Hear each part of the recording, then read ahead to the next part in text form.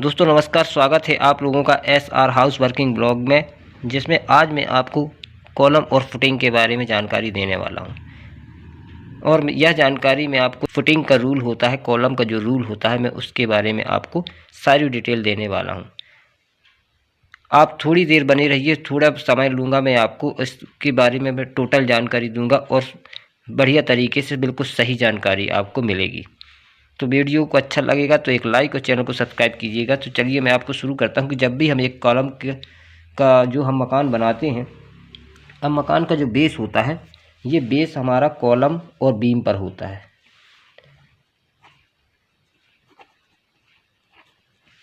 Column और beam पर होता है। तो दोस्तों यह बात मैं इसलिए बता रहा हूँ क्योंकि यही चीज़ें हैं जो हमारे घर को मजबूत बनाती है, यानी कि बेस जो है वही मजबूत बनाता है। और यदि हमने इसमें कमज़ोरी कर दी तो हमारा मकान भी कमज़ोर हो जाएगा। तो चलिए मैं आपको कॉलम के बारे में बताता हूँ। तो सबसे पहले मैं आपको यहाँ पे कॉलम की बांधने से लेके यहाँ तक की बताता हूँ।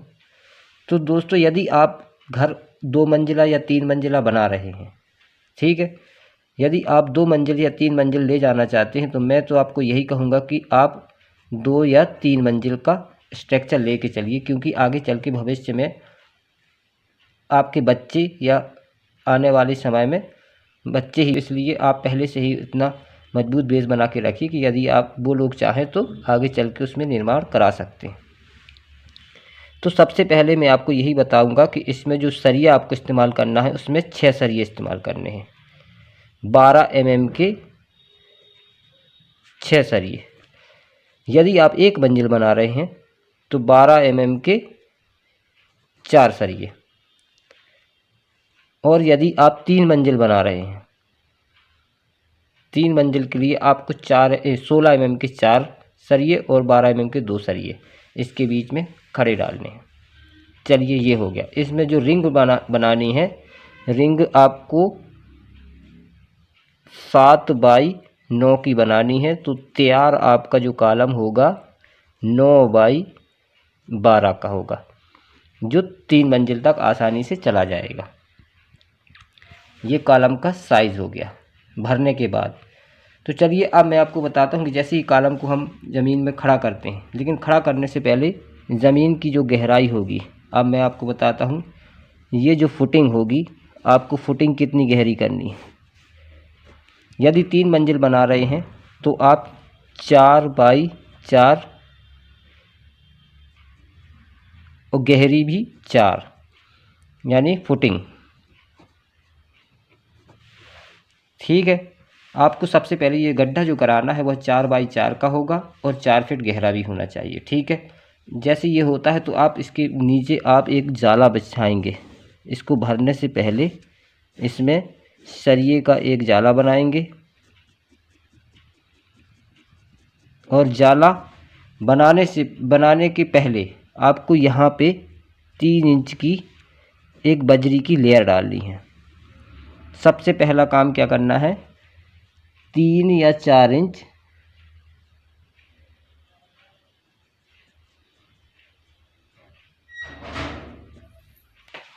तो आपको क्या करना है, सबसे पहले यहाँ पे मिट्टी के ऊपर 3 इंच की बजरी डाल देनी है, यानी मसाला, और उसके ऊपर जाल फिट करना है। जाल आपको कैसे फिट करना है, इसको भी डबल जाल बनाना है। डबल जाल बनने के बाद ही आपको इस कॉलम को इसका सेंटर निकालना है, यानी कि जो नक्शे के अनुसार कॉलम का जो सेंटर निकाला जाता है, जैसे कि यहीं पर आया होगा सेंटर, तो यहाँ पे आने के बाद इस जाले को, इस कॉलम को यहीं पे खड़ा करना है। अब यहाँ पे कॉलम को खड़ा करने से पहले जो कॉलम का जो सरिया है, इसको कम से कम 1 फीट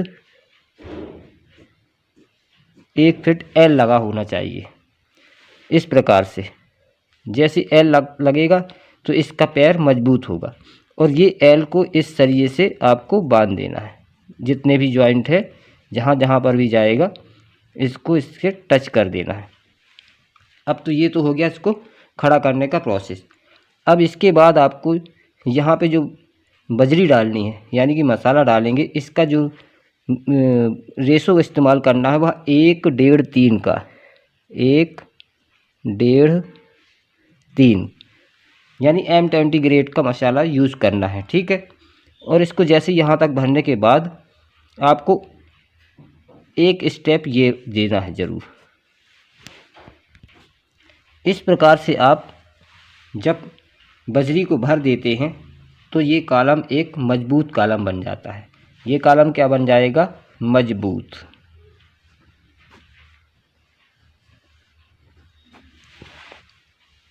अब यहाँ तक आपका जो बेस हो गया है, इस प्रकार से आपको भराई कराना है। इसके बीच में आपको पत्थर नहीं डलवाने हैं। अगर यदि आप पत्थर डालना भी चाहते हैं तो इसमें बिल्कुल कम मात्रा में पत्थर डालने चाहिए, जैसे कि बीच बीच में, ठीक है। यदि पत्थर डालते हैं तो इसकी मात्रा कम होनी चाहिए, यानी बहुत कम डालना, ठीक है। और सरिये के पास पत्थर नहीं होने चाहिए। यदि डालना है तो यहाँ पे कम कम हिसाब से डाल सकते हैं साइड साइड में। चलिए, इसके बाद ज़मीन लेवल आ जाते हैं, ठीक है। ज़मीन लेवल आने के बाद ऐसे ही हर कॉलमों को आपको भर देना है। जैसे 16 कॉलम आ रहे हैं आपके मकान में, या फिर 12 कॉलम आ रहे हैं, या 8 कॉलम आ रहे हैं, सभी को इसी प्रोसेस से आपको काम करना है। इसके बाद आता है आपका ये बीम का काम। लेकिन यहाँ पे एक पॉइंट और आता है। जब आप घर बनाते हैं तो घर बनाने में आपको क्या करना है? ज़मीन से आपको कम से कम 2 फीट, 2 या 3 फीट ऊंचा, प्लिंथ कितना ऊंचा रखना है? 2 या 3 फीट ज़मीन से। यानी कि जहाँ पे भी आप मकान बना रहे हैं उसका जो रोड लेवल होगा उसके ऊपर जाना है। बाय द वे, यदि आपकी ज़मीन डाउन में है तो आप उसको और उठवाएंगे, या 3 फीट या 4 फीट या 5 फीट, जब तक आपका घर का लेवल रोड लेवल से 2-3 फीट ऊपर ना हो तब तक आपको प्लिंथ को उठवाना है। अब प्लिंथ को किस प्रकार से भरा जाता है मैं आपको बताता हूँ। प्लिंथ को भरने के लिए आपको या तो आप इसके बाद यहाँ पे ब्रिक वर्क करा दें, या फिर, लेकिन मैं आपको एक तरीका बताता हूँ कि जैसी ज़मीन लेवल होता है, ज़मीन लेवल के बाद जैसे कि ये कॉलम हो गया, ये कॉलम हो गया और ये कॉलम हो गया, ये ज़मीन लेवल भी हो गया, ठीक है। अब इसको क्या करना है? आपको सेटरिंग करनी है। ज़मीन लेवल से जो जो पॉइंट पे अपने कॉलम खड़े हुए हैं उसी के हिसाब से इसको इस प्रकार से सेटरिंग करते जाना है।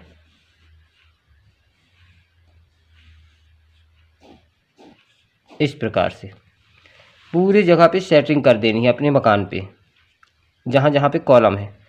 उसके बाद आपको क्या करना है? यहाँ पे आप पत्थरों की लेयर डालिए, एक एक पत्थर लगाइए, उसमें बजरी डालिए, फिर एक एक पत्थर लगाइए, उसकी बजरी डालिए। जैसे ये 2 फीट या 3 फीट हो जाता है, या 2 फीट हो जाता है, 2 फीट के बाद आप इस पर बीम बनवा दीजिए। बीम का सरिया कैसा होना चाहिए? जो कॉलम में सरिया डाला गया वही बीम में डालना होगा आपको, ठीक है। इस प्रकार से इसमें रिंग डालकर इसको बीम को चारों तरफ से इस प्रकार से बीम डालकर इसको भरवा दीजिए। अब क्या होगा?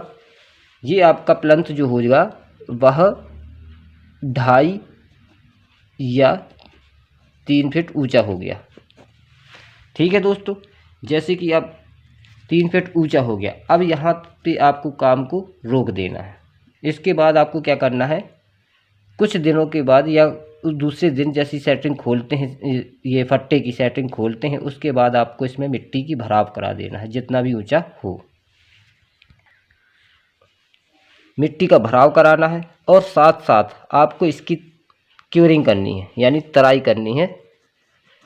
तराई आपको 7 या 8 दिन लगातार करनी, ठीक है। उसके बाद आप इस कॉलमों को कास्टिंग करनी है। जब ये सारे कॉलम को कास्टिंग हो जाएगी, जैसे कि यहाँ पे हमने फर्मा लगा दिया और ये भर दिया, भरने के बाद इनकी भी तराई करनी है। इस प्रकार से आपका प्रोसेस ये काम चलता रहेगा।